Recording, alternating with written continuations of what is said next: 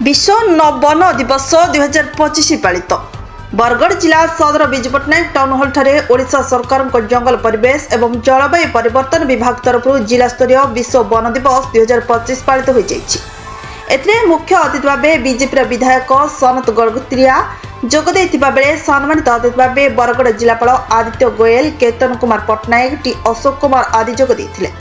जंगल विभाग अनेक कर्मचारी जो माने कार्य क्षेत्र में अनेक उल्लेखनीय कार्य कर कार्यक्रम ट्रॉफी सह मानपत्र दे सम्मानित करा बेले बरगढ़ फॉरेस्ट डिविजन बीजेपुर, आंबभना, भटली, झारबंध आदि तहसिल बड़ बाउंसेना, रानीमाल, छाल, सांथरा, हातीसर, भिंगेतरा, मेंढापाली, झारबंध तथा खुचापल्ली आदि ग्रामर जंगल अधिकार आईन अनुजाई गोष्ठी जंगल अधिकार शिरोनामा गुड़ी को मान्यवर अतिथि मानक करकमल बंटन करा जायथिला।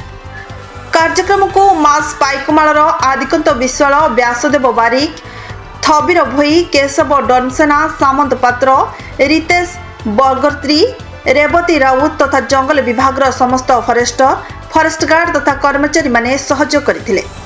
बरगढ़ फकीर राणा रिपोर्ट, प्रतीक्षा न्यूज।